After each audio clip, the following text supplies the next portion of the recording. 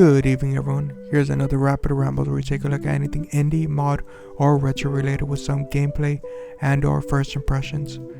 It's been over 10 years since the last original installment of the Donkey Kong Country series, last being Donkey Kong Country Tropical Freeze back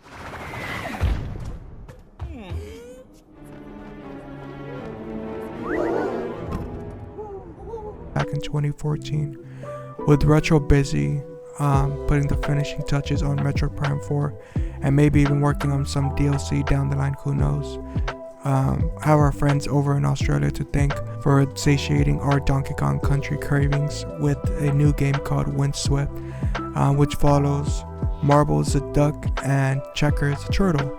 Their names are as adorable as they look. It harkens back to the 90s Donkey Kong Country games, where it's a duo 2D platformer, similar to like Donkey Kong and Diddy Kong, or Dixie Kong and Donkey Kong Jr.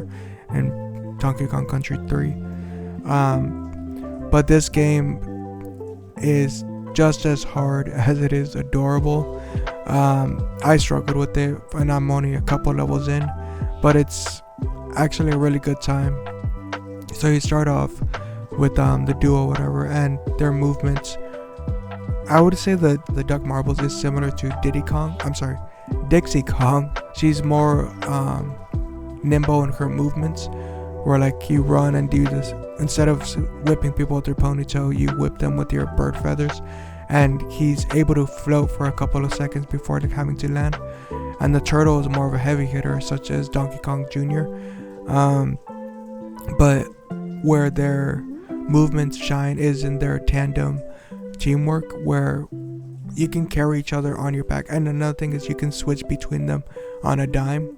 So for example, with the duck marbles, you're able to hold the turtle on your back and throw him like a Koopa shell, like you would like in the Mario series.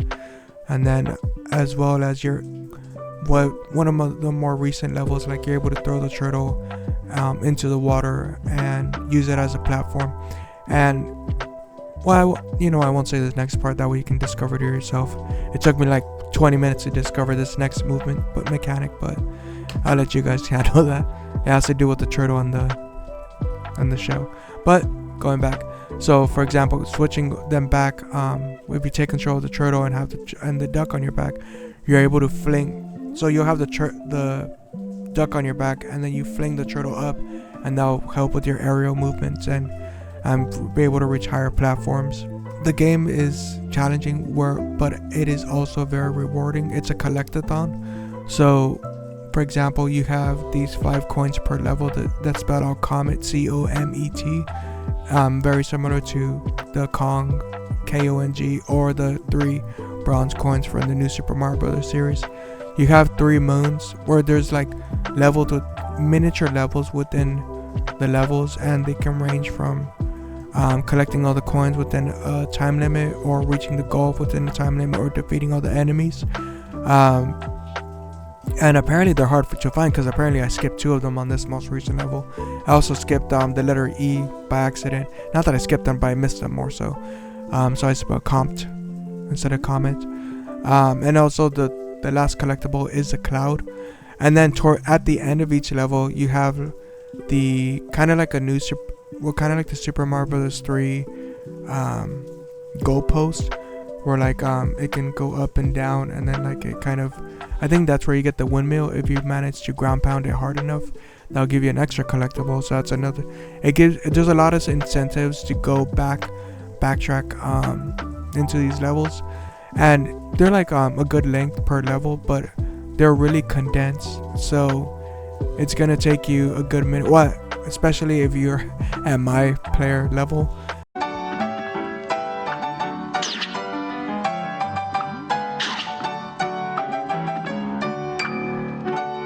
Unless you're like it will even give like Donkey Kong Country veterans a challenge, but even more so if you're someone like me who's a casual player. It's gonna, even though they're medium length, I would say they're medium length levels, you can spend a lot of time in different sections within that level, trying to get the collectibles or trying to figure out how to approach the new obstacles. And there's enemies ranging from bees to frogs. Like I said, it's all adorable. And then, like for example, in the next level I'm going to approach is a giant shipyard, I'm guessing. There's a 2D map similar to the olden maps, like from Super Mario Bros. 3, Super Mario World, that one, and then like the Donkey Kong Country series. But this is an adorable game. It's hard to play, but it's also very incentivizing and addicting, especially to, I would imagine, to if you're looking to get that 90s 2D era challenging itch scratched, then this game is free. I highly recommend it. It's a fun time for me, and I'm not even usually, like, I'm not one to shy from a challenge, but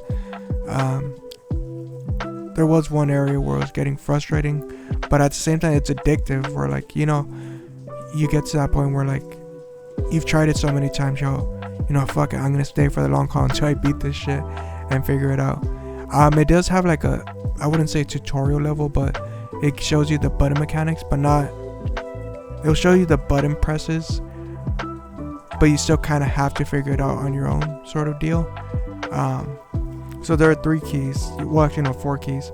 So the space bar is to jump, if you're using mouse and keyboard, the space bar is to jump, the arrow keys is to move, or you can use ASWD.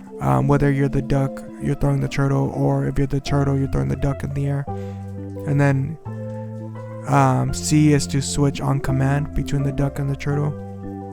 And then, I'm sorry, Z is to hit, is your hit button, like you do the tail spin attack with the turtle, or you do rapid spin with the turtle.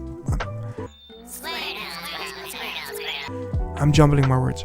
You do the feather attack, the feather spin attack with the duck, or you do your rapid spin with the turtle. And then X is where you throw each other, and then C is when you switch between the duck and the turtle on command.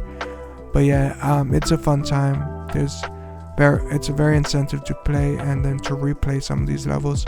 I'm pretty sure towards the later levels you're not going to get everything on the first try, which adds. And there is no unnecessary fluff in these levels as well, for I can tell. All these collectibles are tightly wound into the layout of each level, so you're not backtracking just to backtrack. It's actually a fun time, obviously, but it's actually meaningful. That's the correct word to describe this. Yeah, I'm having a lot of fun with Windswept. If so, let me know if you're gonna check this game out. There's a Steam sale going on right now. I can see this being an indie gem in the future, so let me know what you guys think. Like, comment, and subscribe, and I'll let you guys go for now. And let me know in the comments if what indie game you want me to check out next. Thank you, and have a nice night. Bye.